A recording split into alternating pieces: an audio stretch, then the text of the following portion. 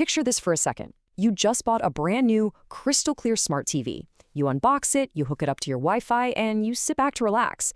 But what if I told you that the very second you connected that TV to the internet, you actually just hired a full-time invisible spy to sit right there in your living room?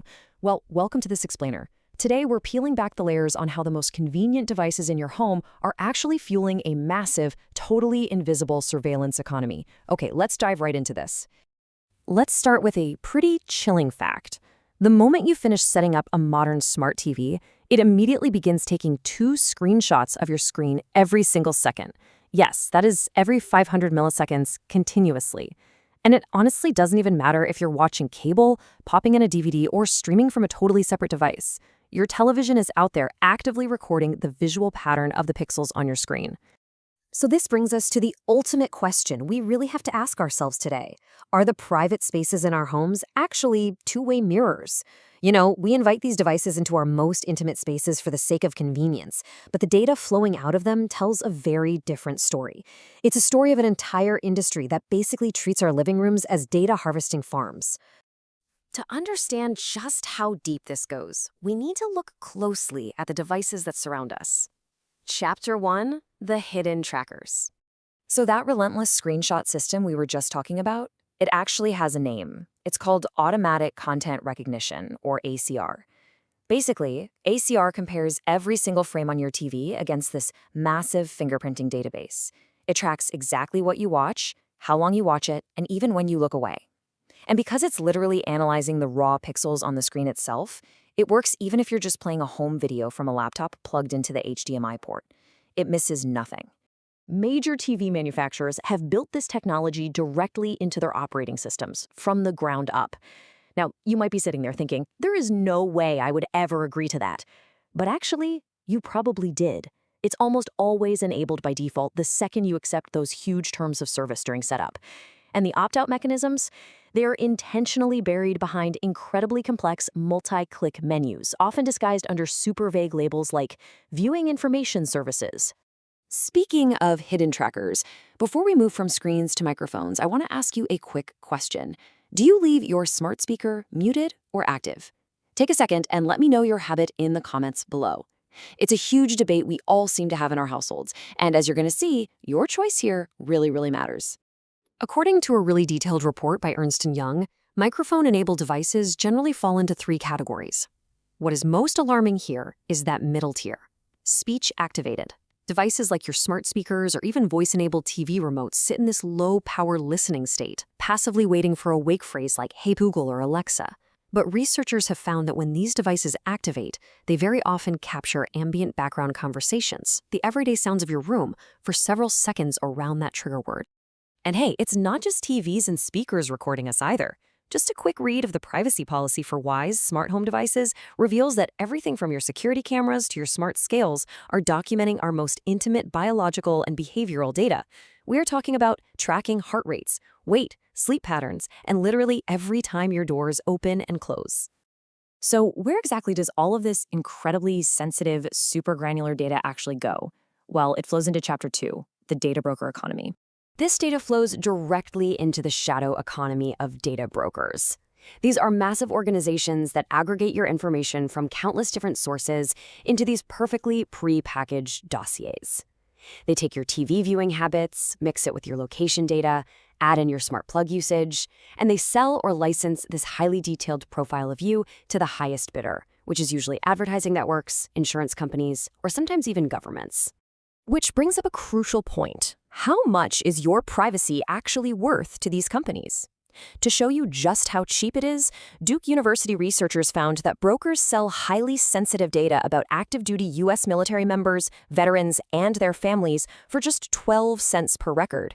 Just 12 cents. That is literally all it takes for a foreign adversary or a corporate entity to buy a detailed, incredibly revealing map of a person's entire life. And the scale of this whole operation is just staggering. Brokers like Gravy Analytics and Fog Data Science collect billions of precise location signals every single day.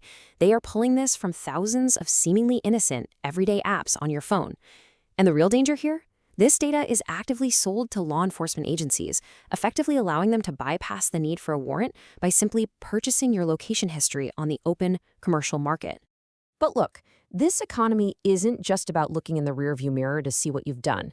It's about predicting and manipulating what you are going to do next. Welcome to Chapter 3, Predictive Analytics and Manipulation. The author Shoshana Zuboff perfectly captures the terrifying ultimate goal of surveillance capitalism with this quote. She notes that mastering the Internet of Things transforms business models to deliver guaranteed outcomes. Meaning, businesses are no longer just guaranteeing that an ad plays on your screen. They are actively using your smart home data to guarantee your behavioral outcomes. They want to absolutely make sure you buy the product, feel a certain emotion, or take the exact specific action they want you to take. This predictive manipulation takes so many different forms. It ranges from the downright creepy, like timing a buy button on your phone, to perfectly match the endorphin spike at the end of your morning run, to the financially devastating. For instance, data from your smart home water leak sensor could be legally shared with your insurance company, who might then use that ongoing assessment of your home to completely deny a future claim. It even includes population-scale social herding. A great example is when Pokémon Go players were subtly manipulated into walking past specific fast food restaurants that literally paid to be sponsored locations. Now, I know this sounds incredibly bleak right now, but there is actually some hope in the form of legal pushback. Let's look at Chapter 4, Real-World Legal Battles. Regulators are finally starting to step in here. The Federal Trade Commission actually fined TV manufacturer Vizio $2.2 million. And why? Because they were caught red-handed collecting the second-by-second viewing histories of 11 million smart televisions without ever obtaining user consent. The FTC has also cracked down heavily on the data brokers themselves. They recently took unprecedented action by barring a company called Xmode from selling sensitive location data that tracked consumers without adequate disclosures. So this proves that precise tracking can actually be taken off the open market when regulators apply enough pressure. And the legal net is definitely widening globally. The Texas Attorney General's office recently launched active lawsuits against 5 major TV makers over their totally deceptive ACR tracking practices. Meanwhile, across the pond, European GDPR laws are setting the gold standard.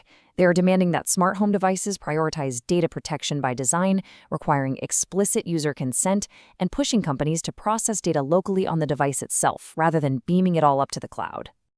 But hey, we don't have to wait around for the laws to catch up.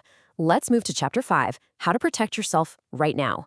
All right, grab your remotes because here is your action plan. First things first, you need to hunt down the privacy menu on your TV. It might be buried under Advanced, Admin, or Terms and Policies, and completely disable anything related to Viewing Information Services or ACR. Second, immediately change the default passwords on all your Internet of Things devices, like those little smart plugs. Cybersecurity experts highly recommend using 3 random words. And third, always double-check your privacy toggles after a software update. Manufacturers have a really sneaky habit of quietly resetting your preferences when the firmware updates. Furthermore, you want to be proactive before you even buy anything. Research your smart device vendors carefully and look out for fake CE marks on cheap electronics.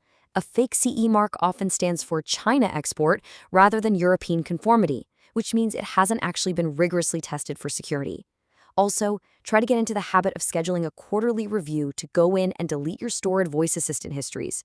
And honestly, the simplest fix, just use the physical mute button on your smart speakers when you are having private conversations, especially in spaces like your home office.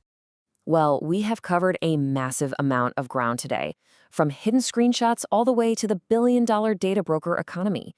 I'd really love to hear from you. Which of these smart devices are you going to secure first in your own home?